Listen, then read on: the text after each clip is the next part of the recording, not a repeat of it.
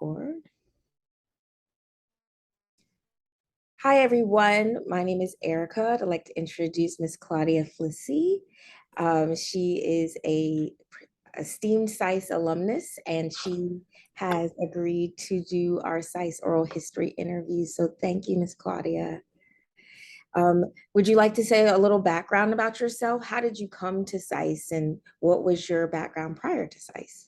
First of all, it was a long time ago because we just celebrated a little bit late because of COVID, but we, let's say, recently celebrated our 50th reunion for the Bologna Center, first year of the Bologna Center. So that's half a century. That's a lot of things have changed, although some things are the same. But one of the things that's changed is the background of students who come to SAIS, because when I came, it was much more common for people to come straight out of undergraduate.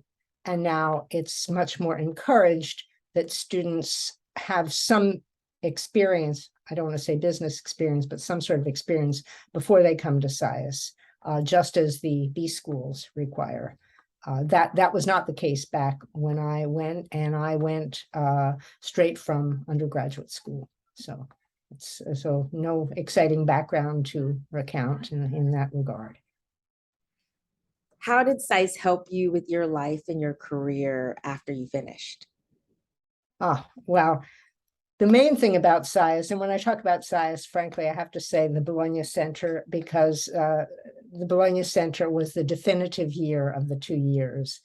SAIS in Washington was a school, but SAIS in Bologna was a complete experience. And the main way in which it changed is that in a casual encounter on the streets of Bologna, I met the person who was to become my husband, an Italian, and we also celebrated our 50th wedding anniversary, actually just 2 months ago. So to say it's had a lasting effect on my life, a dir poco. It's not to say, I mean, it obviously was life-changing, and that is the word that I would use to describe in one word my experience at SAIS, because it obviously was life-changing for me.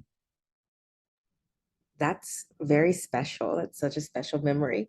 Do you have another really fond memory of SAIS, whether at Bologna or in DC? Again, most of when I think of SAIS, I think of the Bologna year. I don't think of the DC year.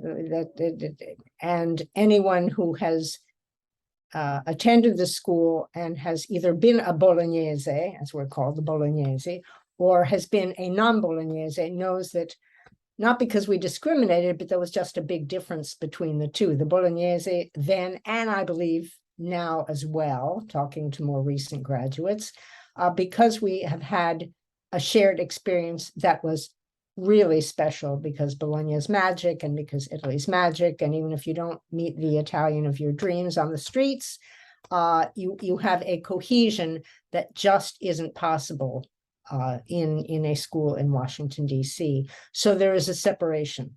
And most of my friends from Bologna were my friends in D.C. My roommate, one of my roommates in Bologna was my roommate in D.C. When I had my wedding, they were the people from Bologna who came to the wedding. And I don't really remember, with a couple of exceptions, because they married people from Bologna, I don't really remember the others too well. So the memories that I have are all shaped by the experience in Bologna. And it's just, well, San Luca at night with the lights twinkling below, or celebrating Thanksgiving in a trattoria and having not turkey, but having whatever it was. It was delicious and amazing, but definitely not traditional turkey. Or I believe, you'd have to check with someone else, but I believe that our class, which has distinguished itself in many ways, but I believe our class was the first to have what became the Viennese ball, and is a lavish and opulent affair these days, unrecognizable. I mean, we had just, hey, let's get together, let's do something in the gym, that'll be cool. And I can't say I remember it all that well, because I was out with the man who became my husband at the time, and we kind of literally waltzed in near the end just to say hi. So I don't really know how the total dance went, but I think we were the first to initiate this That has become a big deal in Bologna. There's all kinds of memories, just wandering the streets of Bologna, not only with my to-be husband, but even by myself, or chattering with other students, or sitting in our apartment and thinking even at the time, even back then, wow, here's a German guy, and here's a French guy, and here's an American guy, and here's an Austrian guy or gal, as the case might have been. And then there were the four of us. We were three Americans and a Dutch woman, a Dutch girl at the time, and we're talking about how the Second World War affected our parents, because remember, 50 years ago, the Second World War was something that our parents had felt strongly. We didn't, but our parents had.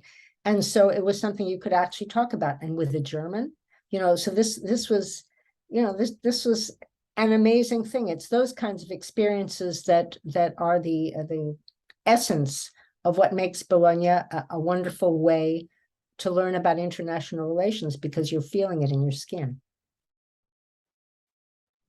Oh, you make me want to go to Bologna now. Can you think of anything that you learned at SAIS that served you well later in life, either personally or professionally? Well, obviously, the thing that served me best, although I did not have what you would call an illustrious career, but the thing that served me best was learning Italian, because that opened the door to a lot of other opportunities. Whether I took full advantage of them or not, it certainly did. Now, one can say maybe that wasn't SAIS, but that was my husband, because I was really motivated to learn Italian because of him. But the fact that I not only learned in some rote way, as everyone has to enter SAIS, you have to kind of know another language, which in my case was French, but I mean, I really learned Italian, and that is something that I have used.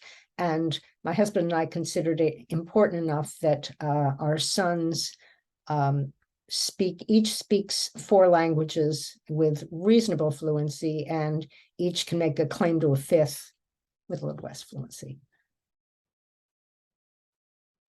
That's awesome. Another reason you should go to Bologna. That's awesome. And to wrap it up, can you describe, you already said one word, but I wonder if you can come up with another. Can you describe your SAIS experience in one word? Life-changing is the obvious thing, because it did change my life.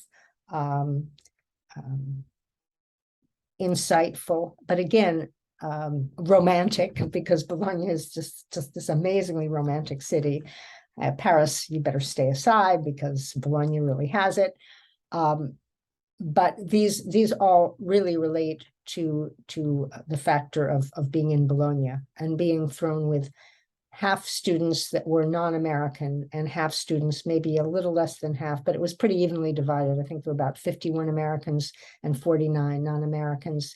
And that kind of melting pot atmosphere, and it's a small enough city, so you're encountering each other all the time, which is not true in DC. Yes, you're walking to the school and you bump into others on the way to the school, but it's not as intense as it is in Bologna. And therefore, even though there are a lot of non-American born students attending, it's not as much of a cauldron of international exchange as there is in Bologna. And I don't mean just with Italians. I mean, as I recounted, the ones who would assemble in our apartment, I can't even think if there were any Italians there, except for my husband, but he doesn't count. I mean, he counts, but not in that way. But the students from other backgrounds, and that's really what made the experience. And I don't think that happens as intensely for students who are both years in Washington. So that's what I would say. The SAIS experience is wonderful, but the SAIS Bologna experience is amazing. Maybe that would be the other word, amazing. That's a wonderful way to wrap it up. You light up when you talk about it, so it's really awesome to hear your stories. So I want to thank you very much for agreeing to be one of our oral history interviews, and I hope you have a great rest of your summer.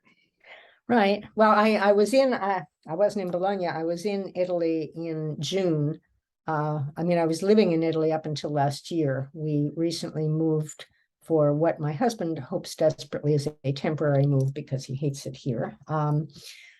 We moved here last year, so I was back in Italy in part to take care of some pieces of some hanging threads, as I call them, things that were that are still hanging from that partial move. And it was nice to be back. But of course, I am American born, although I am also an Italian citizen, so I am a dually. And so it's you have a foot in both camps, which is that's another thing I should have mentioned about what's life changing not only because of my husband, but in part because of my husband, and in part what might have happened anyway. I became an Italian citizen, so I became part of that semi-rarefied group of dualies. And I've since met people with 3 and even 4 passports from different countries. I'm doing some research on, I'm a writer, so I'm doing some research on that for an eventual story. And that itself opens one's eyes to a lot of things about international relations that you don't get when you're more blinkered as an American only. Oh, thank you for that insight. I look forward to reading the story that you write. Well, I can put you on my list for other stuff. I write a lot about animals. She just died. I had an Italian dog. I wrote a book about her. And I've written about animals in experiences all over the world, because I've visited more than 100 countries, whereas I like to say I've fallen off horses on 6 continents. That's awesome. I'm going to stop. Okay.